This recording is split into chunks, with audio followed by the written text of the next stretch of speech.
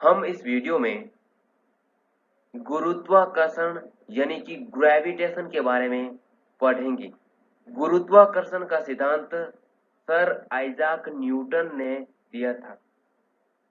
Newton के बारे में कहा जाता है कि वो एक बार किसी एप्पल के वृक्ष के नीचे बैठे थे। वहां पर उनके ऊपर एक एप्पल का फल गिरता है। फल के गिरने से वो सोचने लगते हैं कि ये फल नीचे क्यों आए, और जब भी हम किसी वस्तु को ऊपर की तरफ फेंके तो वो नीचे क्यों आती है। तो फिर उन्होंने अपना एक नया सिद्धांत दिया जिसको आज हम गुरुत्वाकर्षण का सार्वत्रिक नियम यानी कि the universal law of gravitation के नाम से जानते हैं। ये सिद्धांत इन सभी घटनाओं को सही तरीके से स्पष्टीकृत करता है। दोस्तों, आज जो आप टीवी देख रहे हैं, अगर ये नियम नहीं होता तो आप नहीं देख पाते। ऐसे ही कई रोचक चीजें इस सिद्धांत के आने से संभव हुई हैं, तो हम उनके सिद्धांत को समझते हैं। तो दोस्तों, गुरुत्वाकर्षण के नियम के अनुसार इस ब्रह्मांड में स्थित कोई भी दो द्रव्यमान हमेशा एक दूसरे को एक बल के द्वारा आकर्षित करते हैं। इस बल का परिमाण उन दोनों द्रव्यमानों के गुणनफल के समानुपाती होता है और उनके बीच की दूरी के वर्ग के व्युत्क्रमानुपाती होता है। जैसे अगर हम m1 और m2 द्रव्यमान के दो गोले लें और उनको r दूरी पर रखा जाए तो उनके मध्य लगने वाला आकर्षण बल का परिमाण capital G into m1 into m2 upon R square के बराबर होगा, और उन दोनों गोलों पर बल की दिशा एकदम विपरीत होती है। दोस्तों, जब आप किसी वस्तु को ऊपर की तरफ फेंकते हैं तो वो नीचे क्यों आती है? क्योंकि वस्तु और पृथ्वी के मध्य आकर्षण बल लगता है और उस आकर्षण बल के कारण वस्तु नीचे की तरफ आती है। अब आपका सवाल होगा कि पृथ्वी ऊपर क्यों नहीं जाती? क्योंकि पृथ्वी का द्रव्यमान बहुत ज्यादा होता है उस वस्तु के मुकाबले, तो हमको पृथ्वी की गति दिखाई नहीं देती है। तो दोस्तों, अब हम ये निकालना चाहते हैं कि कोई वस्तु पृथ्वी की सतह पर कितने त्वरण से गिरती है। इसके लिए हम क्या करते हैं, माना कि एक स्मॉल m द्रव्यमान की वस्तु पृथ्वी तल से h ऊंचाई पर है, तो पृथ्वी और उस वस्तु के मध्य आकर्षण बल कितना लगेगा? Capital G into capital M into small m upon r plus h का स्क्वायर। यहाँ पर कैपिटल G एक कांस्टेंट है, एक अचर है जिसका मान 6.67 इंटू 10 टू द पावर -11 होता है। कैपिटल M पृथ्वी का द्रव्यमान है, कैपिटल R पृथ्वी की त्रिज्या है। अब अगर वस्तु की ऊंचाई कुछ किलोमीटर है तो हम R प्लस H को R के बराबर मान सकते हैं, क्योंकि R का मान 6300 किलोमीटर होता है। तो F का मान हो जाएगा capital G into capital M into small m upon R square. अब वस्तु का त्वरण क्या होगा?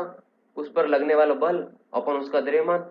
तो यहाँ से हमें उसका त्वरण मिल जाएगा जिसको हम स्मॉल g से डिनोट करते हैं, और स्मॉल g का मान हो जाएगा capital G into capital M upon R square, और इसकी वैल्यू लगभग 9.8 मीटर पर सेकंड स्क्वायर आती है। कई बार प्रश्नों में हम g को 10 के बराबर भी लेते हैं। दोस्तों, चंद्रमा हमारी पृथ्वी के चारों ओर चक्कर क्यों लगाता है? क्योंकि चंद्रमा और पृथ्वी के मध्य आकर्षण बल लगता है, और ये आकर्षण बल चंद्रमा को अभिकेंद्रीय बल प्रदान करता है, और इसी कारण चंद्रमा पृथ्वी के चारों ओर चक्कर लगाता है।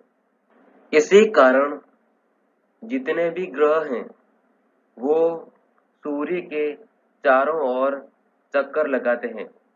यहाँ पर जो अभिकेंद्रीय बल होता है वो सूर्य और ग्रहों के मध्य गुरुत्वाकर्षण बल के कारण मिलता है। दोस्तों, अब हम ग्रेविटेशन के अधीन होने वाली गतियों को न्यूटन के समीकरणों के माध्यम से समझना चाहते हैं। अगर वस्तु की ऊंचाई पृथ्वी तल से कुछ किलोमीटर है तो हम गुरुत्वीय त्वरण को नियत मान सकते हैं और इस कारण न्यूटन के समीकरण निम्न प्रकार होंगे। v equal to U plus G T, S equal to U T plus half G T square और v square equal to U square plus 2g's। दोस्तों, न्यूटन के समीकरण लगाते समय हमें निम्न बातों का अवश्य ध्यान रखना चाहिए।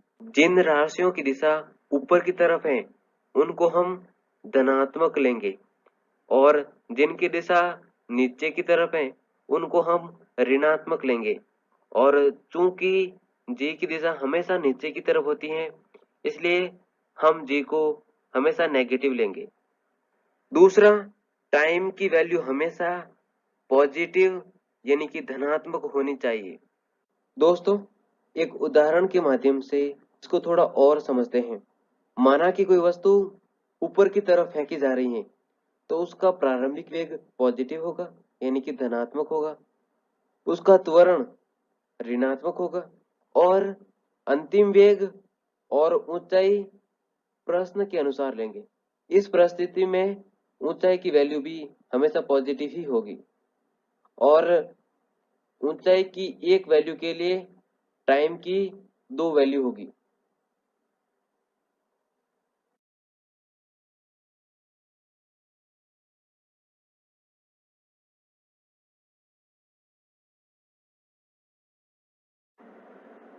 दोस्तों, अब हम एक ऐसी वस्तु की गति का ग्राफ बनाते हैं जिसको कुछ ऊंचाई से छोड़ा जाता है। दोस्तों, क्योंकि हम वैसे ही जानते हैं कि नीचे की दिशा को हम ऋणात्मक लेते हैं तो तीनों ग्राफ जो कि त्वरण समय ग्राफ, वेग समय ग्राफ और विस्थापन समय ग्राफ चतुर्थांश में बनेंगे यानी कि फोर्थ क्वाड्रेंट में बनेंगे। तो पहला ग्राफ त्वरण समय ग्राफ कुछ इस प्रकार से आएगा। एक समय अक्ष के साथ समांतर सरल रेखा, क्योंकि त्वरण का मान नियत है। और इसी प्रकार वेग समय ग्राफ भी एक सरल रेखा आएगी जिसकी ढाल -9.8 मीटर पर सेकेंड स्क्वायर होगी और यह रेखा मूल बिंदु से स्टार्ट होगी।